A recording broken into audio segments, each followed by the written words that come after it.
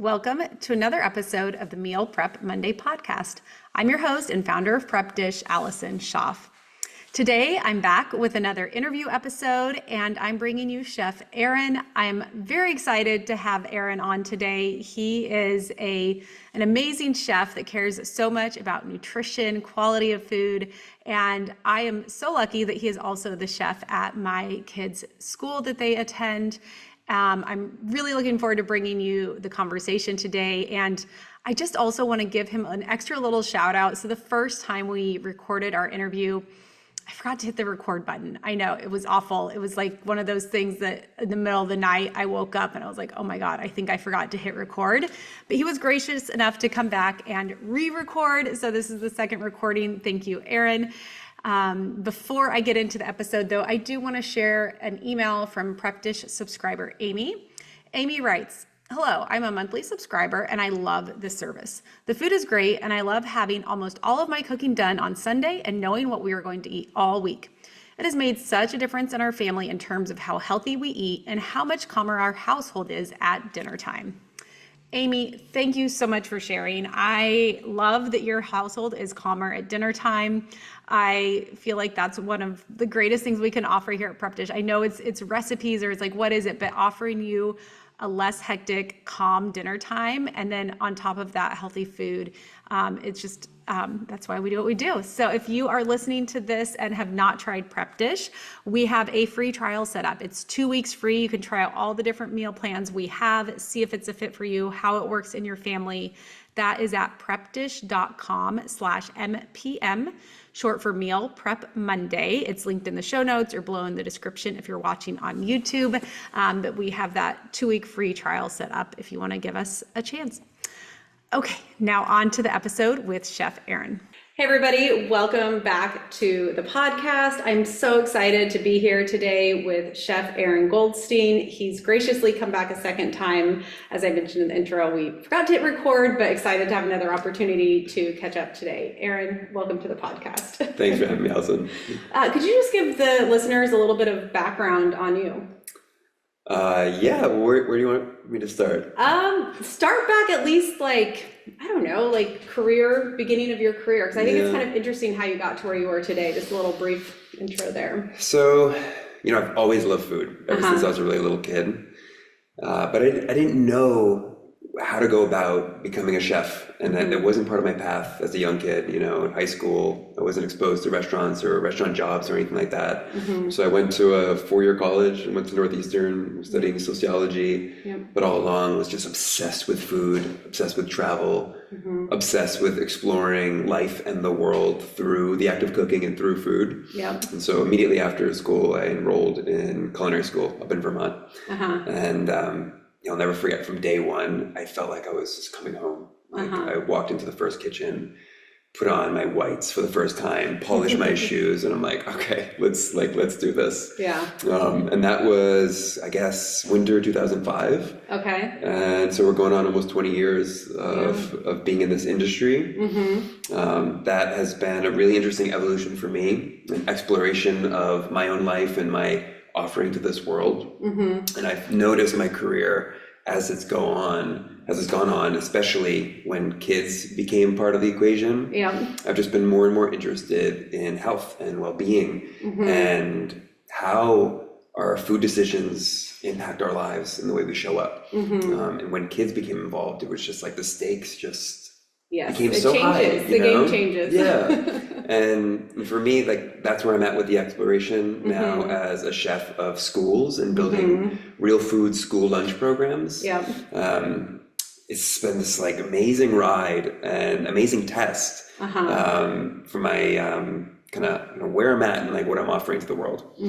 Great. Well, and let's back up a little too. So we met, our kids go to the same school. You were the chef last year at the school that my kids attend. And I know the listeners have heard me talk about this. I just feel so blessed and blown away that the kids get to eat the food that they do eat. So talk a little bit about your role at that school and where you are now and the kinds of food you're cooking for these kids. And how did that happen? How did you get to? Yeah, I didn't choose this path really.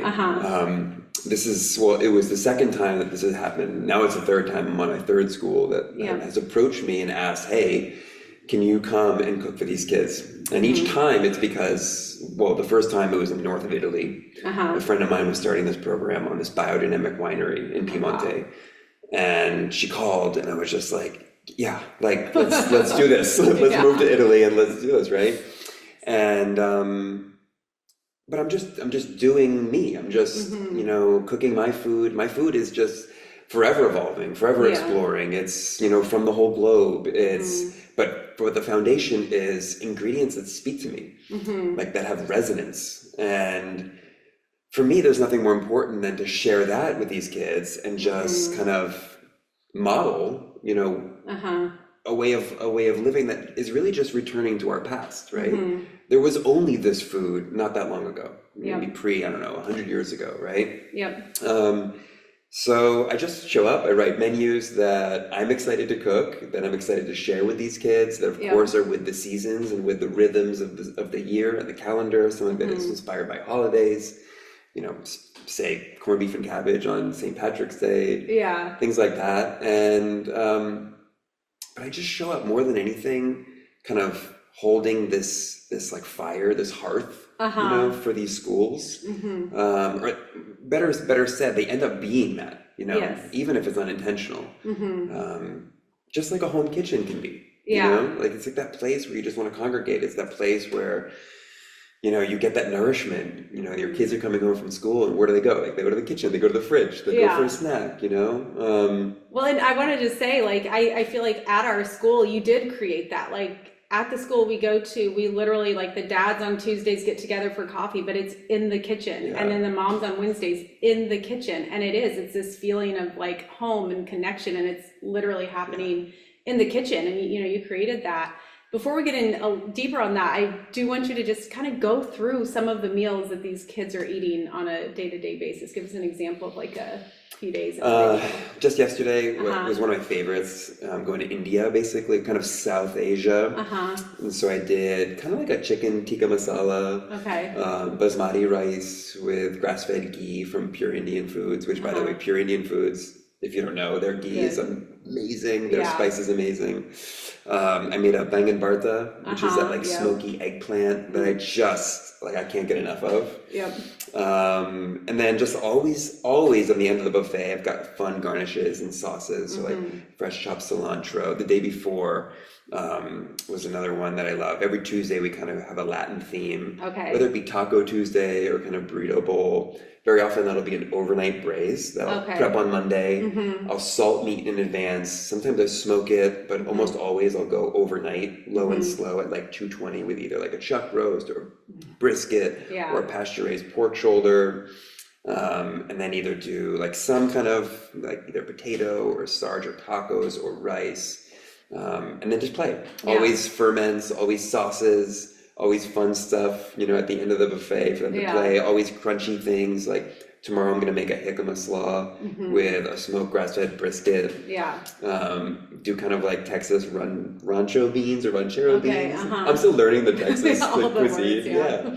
And so each day is just like, it's just fun. I definitely focus on the main protein first. Always pasture-raised, grass-fed meats. And then just like play with the seasons in terms of like the produce, like what's good coming from this place, farm to table that I order from, what's local, what's fun. And that's how the weeks kind of turn. Oh my gosh. Like, and all that food, sometimes I read the menus, I'm like, oh, I would love to have that today. And I know, so we have a lot of moms that are listening in right now, and they're probably thinking, well, do you get pushback from the kids or even the teachers, and how do you deal with that? And are there, this isn't, chicken tenders, this isn't kid food. Are the kids eating this? They eat it. The first day at this new school, I'll never forget, and I just did a really simple grass-fed flank steak. Just like flank steak, a cucumber salad. It was day one. I'm just going to keep it super simple for these kids. And they ran to the buffet for this steak, right? It was just like simple, like steak, very like keto kind of. It was arugula salad and cucumber, a few fun garnishes. and like actually boiled potatoes, and these little Yukon Gold potatoes, just boiled and then tossed with olive oil and a lot of sea salt, right? And that's just an example of, I think when you show up with real food that smells good, that looks good, the kids respond to it, right? Especially when it's just like that. That's a safe thing to do, right? Yesterday's chicken curry, that was some kids' surprisingly favorite meal that I've ever made for them. This was new for this school to like kind of push that envelope a little bit with something a little bit more exotic. And one girl, she's in 4th grade, she came up, that was my favorite meal that you've ever made. Inevitably, that's some kids, least favorite meal. But I hold space for that kid, for all those kids every day. And so they all know that if there's something that they didn't like, or maybe that whole buffet that just didn't speak to them that day, they can always come to the kitchen. I can always make them eggs. We can always go into the fridge. It's the same approach that I have at home. It's okay that you didn't want that or feel like it maybe. Maybe you were, feeling like something else, We can go and explore and see what else we can come up with. My son has an interesting way of describing, what he's feeling, and he says, like, I can't have something hot, I can't have something cold. Interesting. And then it's like, what am I gonna do? Make him eat the soup that I made that night? Like, that doesn't feel right. Even though I don't know if that's the right call always, I mean, welcome to parenthood. But my approach is, I know. My approach is, I'm proud of all the food in the home. In the schools, I am proud of all the food in that kitchen. I will never bring anything into that kitchen at school or at home that I'm not really proud to share with my kids or feed my kids. So then it's like, okay, if you don't want that thing, if maybe it's a bowl of yogurt with some like pomegranate seeds last night and a little raw honey. Like, that's just what he wanted, right? That's my approach. Well, and correct me if I'm wrong, but a lot of what I'm hearing here is like, it's in I want to say presentation, but almost more in the attitude that you have, and they can sense that, right? You're not like, I'm guessing, and correct me if I'm wrong, but you're not presenting it and being like, I don't think you're gonna like this. Oh, no way. You're like, you're like, look, this, you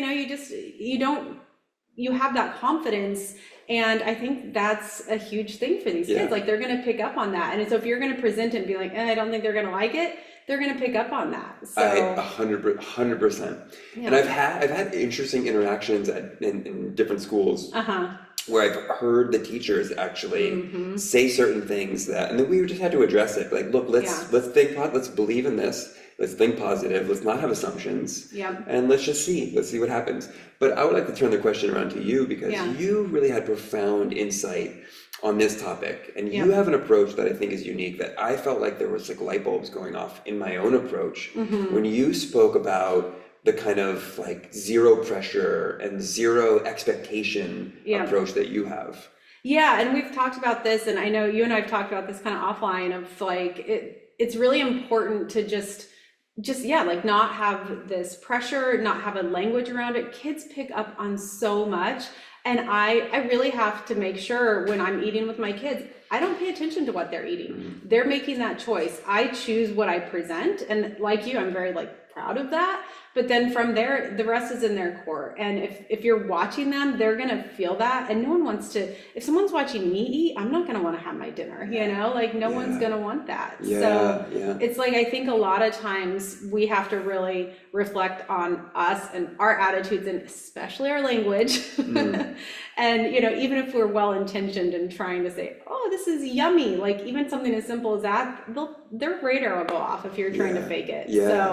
I've learned it's just best, like, we can have a simple discussion about the food, but I try and focus on the connection at the meal, and then the food kind of follows. They'll follow suit. If you're eating, they'll eat, It's so beautiful. I have to imagine that is going to bleed into so many other aspects of their lives, right? Like, it's, I can imagine the repercussions of that pressure and like the people pleasing that must come from this, like just that one micro example of how a household could be for some kids, right? Well, I better eat this to make mommy or daddy happy, And a school. So, having that environment both at home and in the school setting is so huge in terms of just helping them to feel more calm and, in the right space, right? And even safe, right? Because they're not feeling this pressure. And I wonder, this is an approach that a lot of times I think about the things that we I don't want to say have to deal with, but yeah, we do things that we're faced with in 2024 that must not have existed 1,000 years ago. Yeah. Right? Like when we were just a tribe and we were around the fire, and likely dad went out to hunt, and mom was maybe like working on some things back by the fire. This didn't exist, right? Like there wasn't all of these outside forces and all these subtleties and decisions in terms of how we approach like getting the kids to eat certain things. Like I sometimes think back to those times and I'm like I almost feel nostalgic. It's like I wonder what that must have felt like. And a lot of times I'm asking myself, how can I bring more of that into this modern environment? You know, that feels more fluid, feels more intuitive. Right? In an environment that's it's hard to even know what we're intuiting and what is right? Yeah, it's like we've created more decisions than we need to, right? Like it should be a lot simpler. And there's, like you said, all these outside forces, and it's like, oh, there's a million decisions, but actually maybe there's not. Like it's just like it can be simple, I think. So yeah. Well, I'd like to hear a little bit first, if you don't mind sharing the ages of your kids, and then how you approach, mealtime and meal planning in your household. So my own kids? Yeah. So I've got a 7-year-old and an almost 2-year-old as we speak. Yes. And it's interesting because I feel like every week and month is an evolution, especially with the young kid that is really, it's like starting to explore solid foods more and more. Yeah. And having gone through it twice now, this is like round 2, now I've learned so much from round 1, you know? But my approach is the same as school. It's like, I'm always going to my go-to stops for a lot of the same staples. So locally here in Austin, that place is Local Pastures that I'm just obsessed with. And that's a place that I know I can get all the pasture-raised meat and gas-grass-fed meat, best, most amazing eggs in the whole world, really good quality dairy and yogurt and ferments and things like that. So I just I have a freezer full of meat that I'm just like always pulling. I also have built rituals that they're just seamless. Like every week we're making broth, and when we're getting low, I just make more, you know, and pretty much all year long, you know, summer, winter, we're always using broth. And so, I don't even like menu plan really. That's never been my thing. My wife thrives more with that. It's interesting, like we're different with our approaches. But I will say, the more she and I are on the same page and communicating needs, especially because her needs are very different than mine. And they're changing with the month and the year. And she has hypothyroid, and so and she's trying to heal and taper off her medication. So she is in a place. I'm in a place. And so the more we communicate, the more we feel like there's flow. In a time where honestly, flow is very challenging with a 2-year-old or an almost 2-year-old. And the dynamic between the two kids, it's definitely it's an up and down time. And I'm yearning for more kind of calm at that dinner table time, but I'm also surrendering look, this is a temporary thing, right? And I'm one of 5, and I have to look back and I'm like, there was ebbs and flows, you know? But that's a reminder to me to really hone in on my culture, in our culture, I should say, as a family, and never waver from no matter what, they're going to get a nourishing meal. Right. And one of my approaches to when I'm working with people, and whenever I'm even talking to these kids, especially the families and the parents of these kids, it's like, own that piece of it, own the culture, but you really might as well get really good at cooking, because the other stuff is messy and it's hard being a parent in 2024, and to have the bandwidth to hold space for each other, right? With the man-women relating and husband wives, and it's hard enough holding space for these kids. And so I think that we can really look at the act of cooking and getting better at as something to celebrate, to really just make our lives easier. No, I agree. And sometimes we will, if we eat out, and then especially, I have one kid that especially I feel like his behavior changes, when we eat food that's not as clean as what we're eating at home. And I'm like, man, it really makes a big difference in the way our family interacts when we have that touch point of we sit down well, it's 5 o'clock right now because we have a 10-month-old that has to eat by 5 o'clock. Yeah. But, when we sit down at 5 o'clock every night for dinner, it just makes a big difference in how we are together as a family. When you're cooking, I'm curious, do you ever involve your kids, or is it mainly you, or how do you guys handle Yeah, cooking in the totally. I kitchen? mean, again, that's also been like something that is ever evolving. Yep. Early on, my older son and I had a really cool rhythm of just like a lot of time together. And this was when we had moved from Italy actually to Portugal. Okay. And we just had a lot of like that space, this was COVID times. And he showed interest, and he and I started filming videos. We filmed a cooking course together that's adorable and impactful for families. The whole point was just kind of create sparks in families' homes to integrate their kids more into these processes, which I think is a reclamation in a way of like a rite of passage that we once had, because kids must have been involved with these rhythms. They must have been around and learning from their parents, right? Yeah. I mean, how else would they learn to do it themselves? Yeah. Which is something that we're in danger of losing if we don't start to, pass these skills on, right? Or reclaim them ourselves first. Yeah. So early on, I gave him a knife and just kind of let him have at it, and I guided him with that process. And interestingly, with our we moved to Austin. We kind of like that kind of fell off. Maybe it's also an age thing. He just was very often playing while I was in the kitchen. Yep. But just more recently, he's just been kind of like popping in and saying, "Can I help?" And it's like, oh. Yeah. And then he pops in, and just the other day, actually, he wanted to peel carrots, and I had this moment where I just looked over.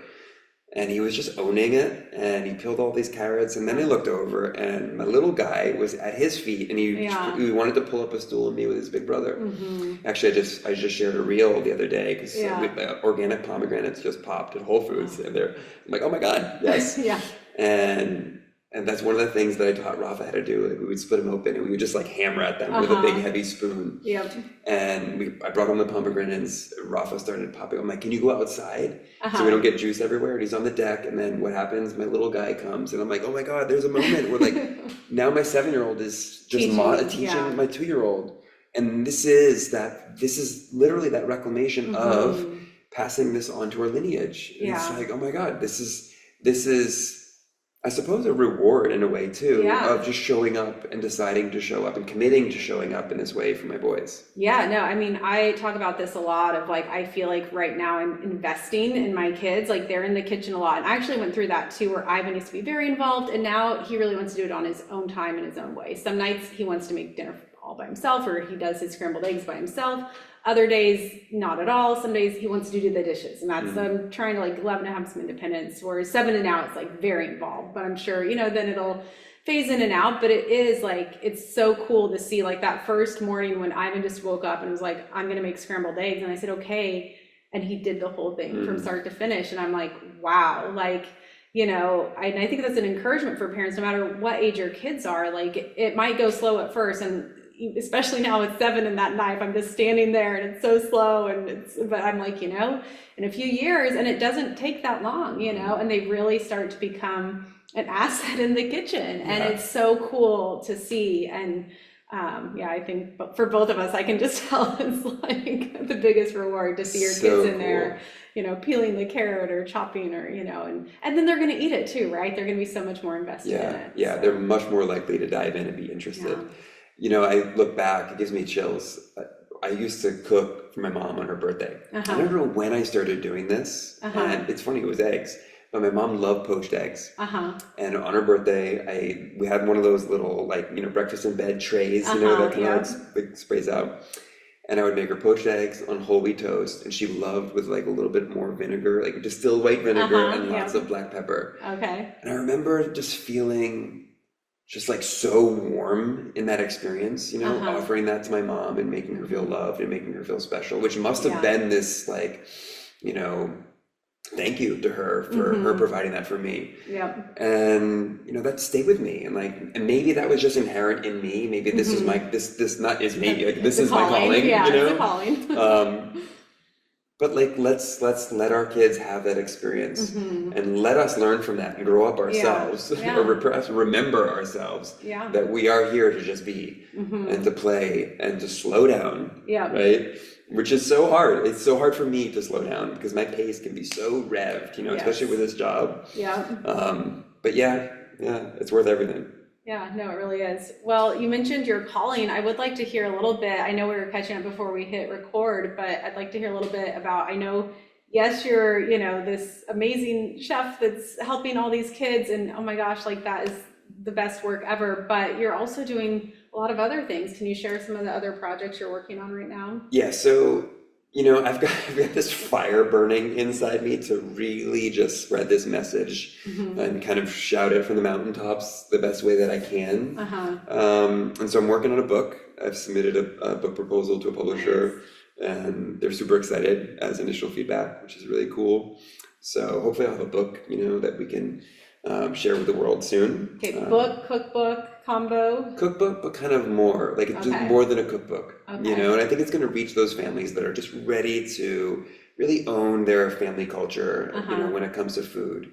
But more, like for me, like it's a gateway into also just standing in one's power and being, you know, decisive and deliberate about the family that you really want to raise and the kids you want to raise and the life that you want to live. Yeah.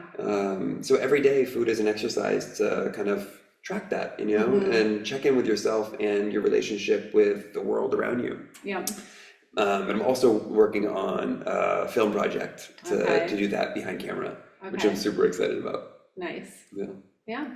And I'll make sure that we have everything in the show notes. I know you're active on Instagram and YouTube, and we might have some stuff coming up next year. You have a course and kind of building on that. Yeah. Hopefully I might be involved with that too. So I'll make sure if it's out when this airs, and I'll put that in the show notes. If not, then just stay tuned and follow along to hear more in probably 2025. For sure. I'm looking forward to collaborating. Well, thank you, Aran, for being here. Always a pleasure to talk with you. Thank you, Allison. Likewise. Aran, thank you so much for coming on and sharing your wisdom. I enjoyed our conversation. I always enjoy talking with you about food, nutrition, all of the things. I hope this episode helps to inspire all of you in the way that it inspired me. A quick reminder that if you have not tried Prep Dish, we do have that 2-week free trial set up at prepdish.com/mpm if you want to try it out for 2 weeks and see how it works in your family. That's all I have for this week. I'll be back again next Monday with another episode.